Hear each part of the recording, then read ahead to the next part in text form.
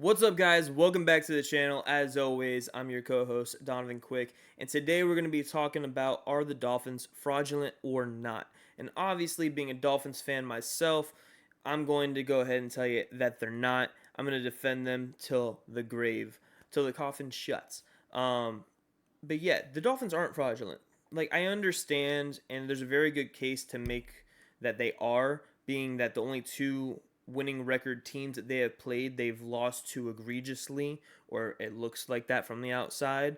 The Bills game, obviously, we lost through and through. The Eagles game, though, we were in it till the end. Uh, you know, till at least the last 4 minutes of the game, we were in that game with opportunities to win. We had our opportunities. We didn't necessarily execute. Now, those two are probably two of the toughest environments that the Dolphins will be in this entire season.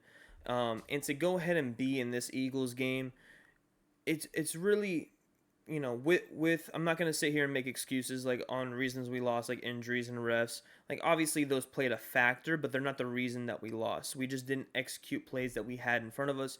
Tyreek Hill dropping a touchdown, Tua underthrowing that interception. Like, yes, that could have been called pass interference, but it was still an underthrow.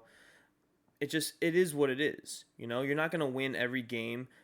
The game before, Jalen Hurts played like absolute booty cheeks against the Jets, and we're still calling him elite. So he had a good bounce back game. Now the Dolphins get to play the Patriots this week, and obviously if they win, everybody's not going to jump back on board like, oh yeah, the Dolphins are the greatest team alive right now. Like, I understand the teams that we have beaten, they are not good teams. However, in the fashion that we've beaten them, no one else has done that. No one else has put up 70 points against the Broncos. No one else has put up over or nearly 500 yards a game like the Dolphins have. The Dolphins have literally 499 going into Sunday. Obviously, it goes down a little bit. They were over 37 points per game. It went down to 34 points per game after Sunday. And it's going to continue to do that because the Dolphins, when they're rolling, they're rolling. Now, a lot of things going into the offense, like the timing of things, the timing of the snap, which we saw a couple of times, it was off. Tua had to eat it and just kill the play. And it happens. A delay of games because, can't get the play call in because of all the noise. It happens. That environment throws everything off.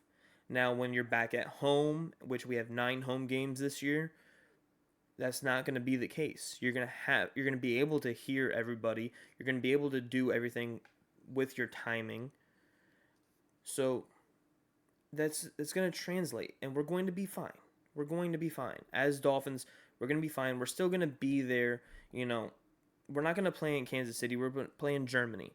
I think that's going to be a huge advantage to us. Like, obviously, I wanted the game to be in Kansas City, Tyreek Hill returning and everything else, and I wanted Tua to actually go in and beat Kansas City in Kansas City.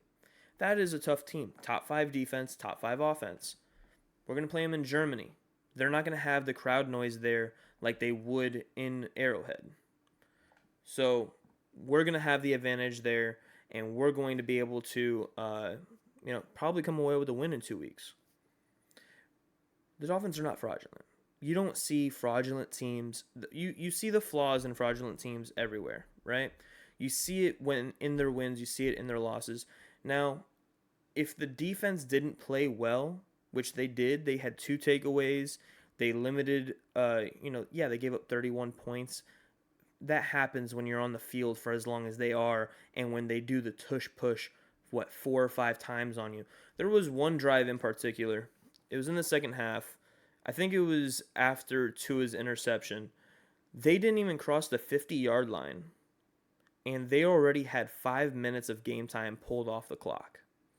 When you have drives like that, where you constantly have your guys on the field for that long, they're going to get tired, they're going to break, and they're going to give up points. So obviously, when it eventually broke, and they ended up taking it from 17 points to, I think they finished with 31 or 32.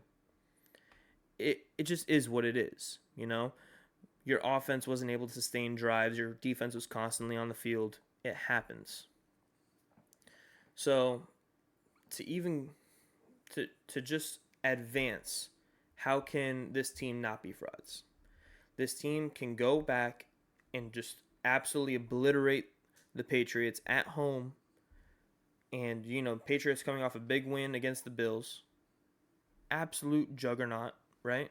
Everybody says they were a top 5 team last week. Some of them had them rated above the Dolphins. They just lost to the Patriots. Now we get the Patriots at home in our throwbacks. Obviously, I'm not wearing my throwback, but in our throwbacks, it's going to be nice. It's going to be a nice little ass whooping that we're going to give them. And then it's going to, it's going to translate. Then we go into Kansas City, beat Kansas City. Then we get our bye week. Then we get all of our guys back. Isaiah Wynn was just placed on IR. We're going to get him back in 4 games. Devon Achane comes back after the bye. Jalen Ramsey might play in the next week or 2. Nick Needham was just activated. We got Robert Jones back. He might start at left guard now. We got Jeff Wilson back. Chris Brooks might come back. Eazy-E might come back. Craycraft might come back. There's so many different guys that we could have. We're actually going to reach the limit for the amount of guys we could take off of IR, and that's going to be the first time in NFL history that a team does that. And, it sucks to be the first for that, but that just means that, with how well we're doing, we have a lot of significant players that are out for a long period of time.